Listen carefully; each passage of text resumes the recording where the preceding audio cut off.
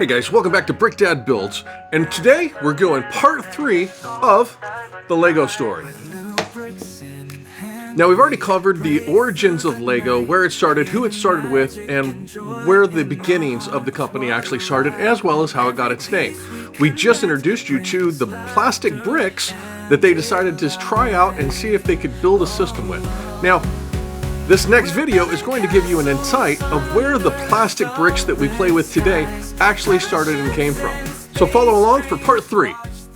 On a business trip to England, Gottfried met the head of a big shopping center on his way home. They discussed the toy industry, and the conversation would be very important to the future of Lego. Darn this industry. I just think that toys are no good nowadays. What do you mean? I think they're working very well. Oh, they work fine, sure, but there's no system in anything. System? System? There isn't any system. What in the world are you doing, Gottfried? There isn't any system. The toys need an idea and a system built around it. I want to put system into play. Children have only been offered ready-made solutions.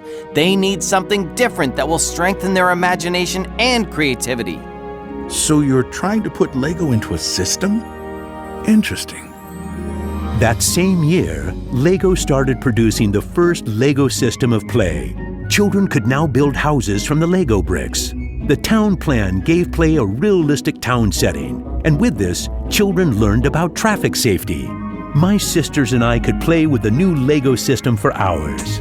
Some people said we were the luckiest children in the world because we grew up in a toy factory. It was a huge breakthrough, and Gottfried decided to try selling it outside of Denmark. The system of play was so popular that they managed to sell it to many countries. Look what I just built! That is really nice, Kel. Even though Lego was meant for only building houses, there was still a lot of opportunities. There was just one problem. I can't lift it up. It keeps falling apart. That made Gottfried wonder. He wanted to find a way to make the Lego bricks stick together, but that was easier said than done.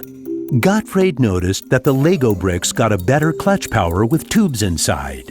Now it was no longer just bricks, but a whole construction system with endless possibilities. This was groundbreaking for the Lego product. With a child's imagination, Lego could be anything in the world, over and over again. The imagination is the limit. Look, Dad! Now I can build everything!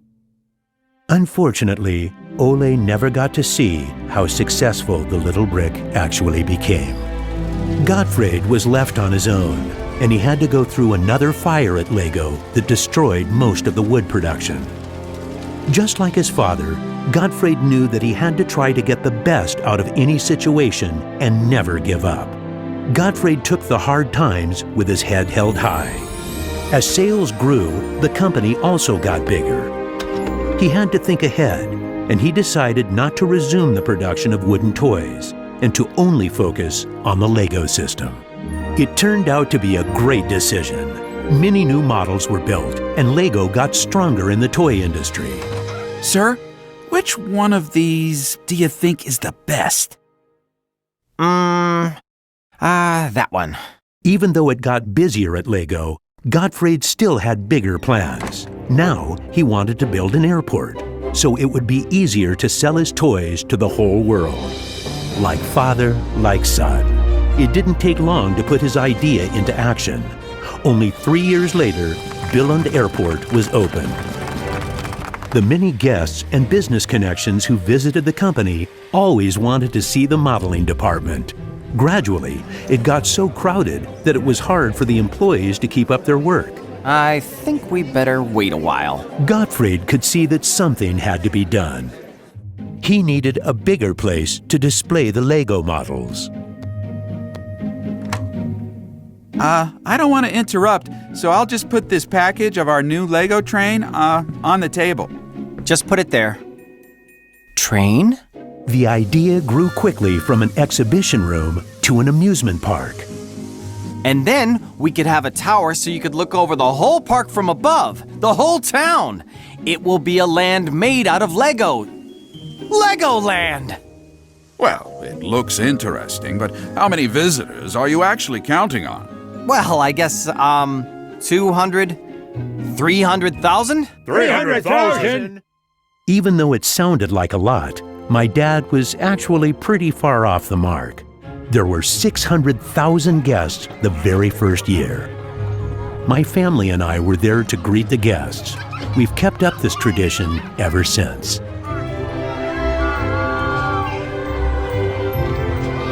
Now you know how it all began. Lego wouldn't be what it is today if it hadn't been for my grandfather's sense of quality and search for perfection. My father firmly believed in the endless possibilities of the Lego system.